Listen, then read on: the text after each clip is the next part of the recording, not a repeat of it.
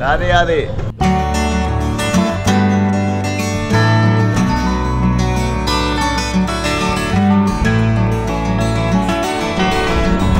আমরা এখন চলেছি বিশ্রামঘাট।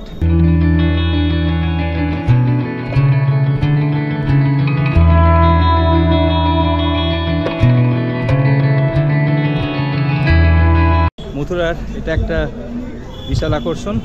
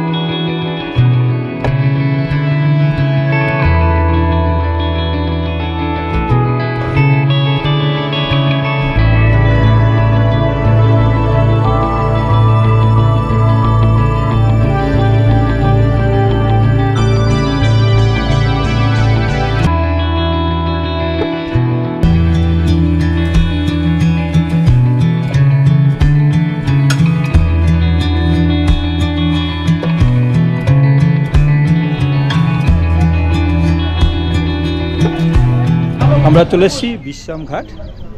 যমুনা নদীর তীরে এটা একটা ঘাট, এটা একটা স্নান ও উপাসনার স্থান। কংস বধের পর শ্রীকৃষ্ণ এই ঘাটে এসে বিশ্রাম নিয়েছিলেন, তার সাথে ছিলেন বলরাম। যমুনা নদীর তীরে অবস্থিত এই বিশ্রামঘাটটি ভক্তদের জন্য একটা পূজনীয় স্থান। এবং এখানে দেখুন নৌকো বিহার, কত নৌকো এপার থেকে ওপারে যায় এবং এখানে অনেকেই স্নান করছেন। পাশেই আছে মুকুট মন্দির, রাধা দামোদর মন্দির, মুরলীমোহন মন্দির এবং নীলকণ্ঠেশ্বর মন্দির, কিছু গুরুত্বপূর্ণ মন্দির এই ঘাটের সাথে যুক্ত। ভক্তরা নদীতে স্নান করে পুণ্য অর্জন করেন এবং সকাল সন্ধে এখানে নদীতে প্রদীপ জ্বালিয়ে আসিয়ে দেন। এবং পাশে যে মন্দিরগুলো আছে এবং পরপর ঘাট বয়স পরপর মন্দির একদম।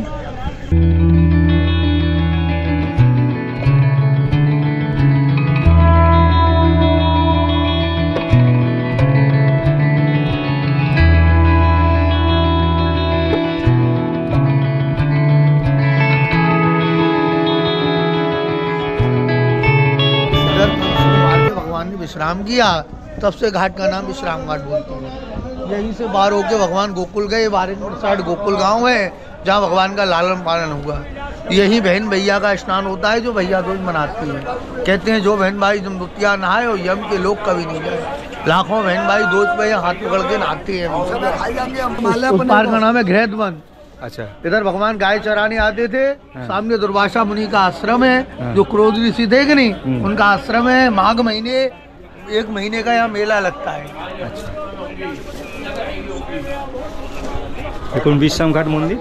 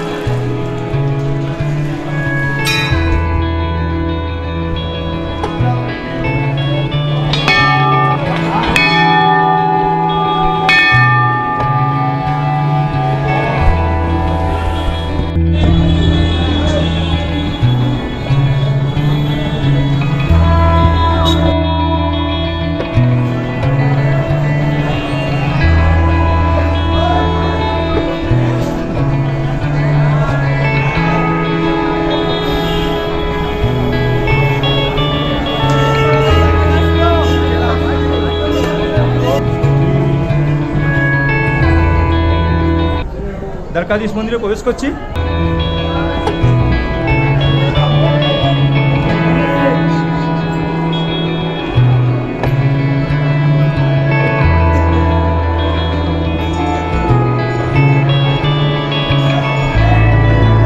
আমরা চলে এসেছি মথুরা শহরে দ্বারকাধীশ মন্দির।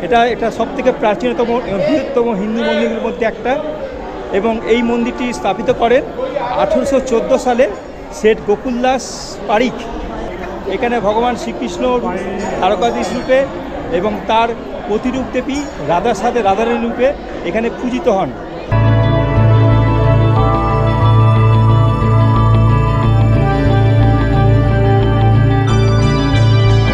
এখানে প্রতি বছর হিন্দুলা উৎসব হয়, যা শ্রাবণ মাসে পালিত হয় এবং এটা 13 দিন ধরে চলে। এর পাশাপাশি এখানে জন্মাষ্টমী, রাধাষ্টমী, হোলি, দীপাবলি প্রতিটা পুজোতে এখানে খুব ধুমধামভাবে পালিত হয়। মন্দিরটি ধর্মীয় একটা তাৎপর্য রয়েছে। এটা মথুরা জংশন থেকে 3.5 কিলোমিটার দূরে অবস্থিত। আমরা দ্বারকাধীশ মন্দির দর্শন করলাম, ঘুরে বেরিয়ে যাচ্ছি। এটা মন্দিরটা সকাল 6:30টায় খোলে এবং 10টার সময় বন্ধ হয়ে যায়, আবার 11টা থেকে খোলে।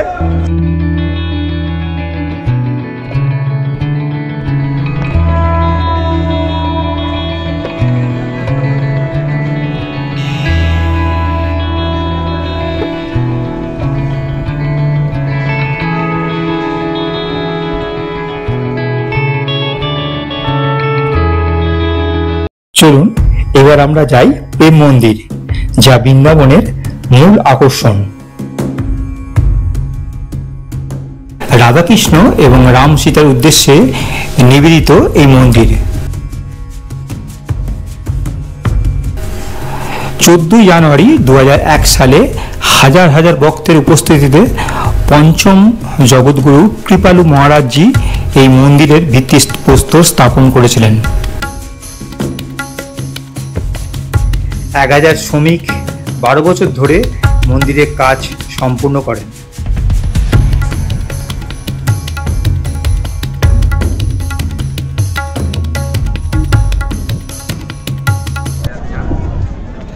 আমরা প্রেম মন্দির এখন প্রবেশ করছি।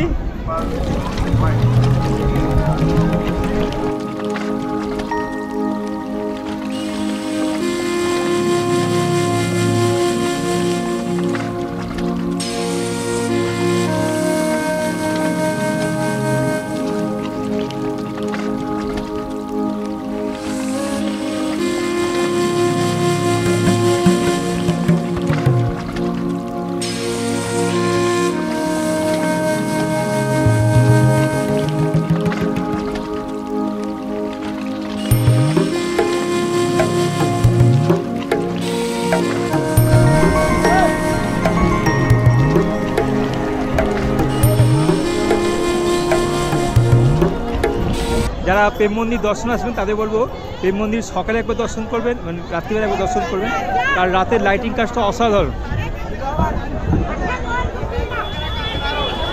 এই প্রেম মন্দিরের প্রধান দেবতা হলেন শ্রী রাধা গোবিন্দ এবং শ্রী সীতারাম।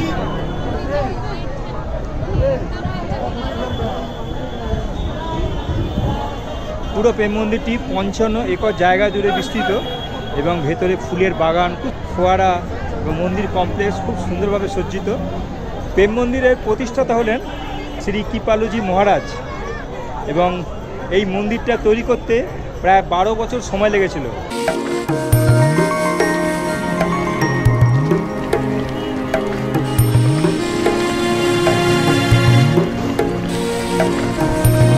প্রেম মন্দিরের উচ্চতা হচ্ছে 125 ফুট। এই মন্দিরটি নির্মাণ করতে টোটাল খরচা হয়েছিল 150 কোটি টাকা। প্রেম মন্দিরের বাইরে দেখুন, শুধু দর্শকদের ভিড় দেখুন।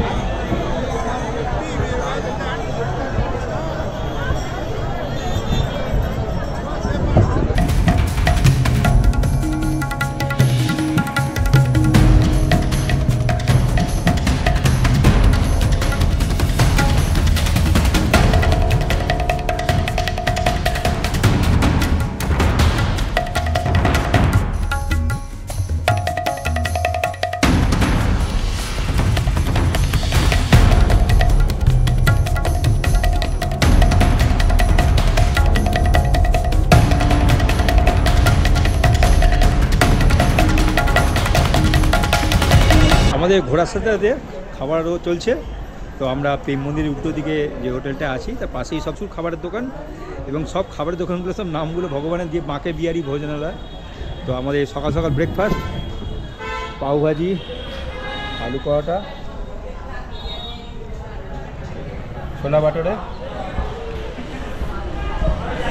এটা অসংখ্য খাবারের দোকান এবং খাবারের দোকান এত লোভনীয় সব খাবার যে আপনি এখানে এসে এই খাবার না খেয়ে আপনার দর্শন কমপ্লিট হবে না। এটা অ্যাকচুয়ালি বৃন্দাবনতে স্টে করেছি। এটা বৃন্দাবনের ঠিক প্রেম মন্দিরের উল্টো দিকে আমরা যে জায়গাটা রয়েছি বৃন্দা সেবা সদন, এটা ঠিক কেশব ধামের পাশে এবং ভেতরে খুব সুন্দর অ্যারেঞ্জমেন্ট। এখানে ক্যান্টিনের ফেসিলিটি আছে, এখানে প্রায় 40টা মতো রুম আছে, খুব ভালো।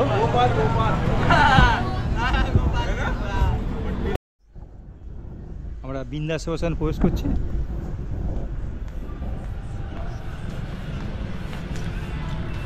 হ্যাঁ, ভেতরটা খুব সুন্দর।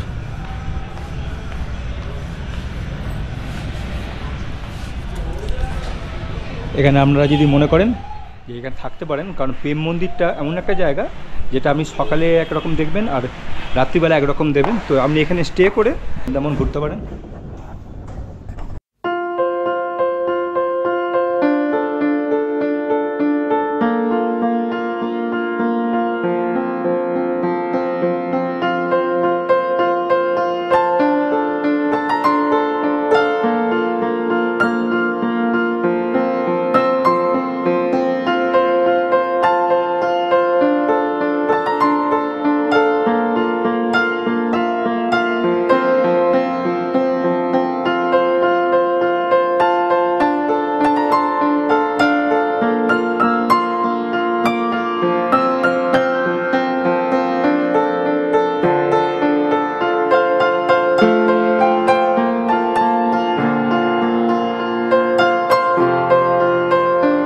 আমরা প্রেম মন্দিরে প্রবেশ করলাম।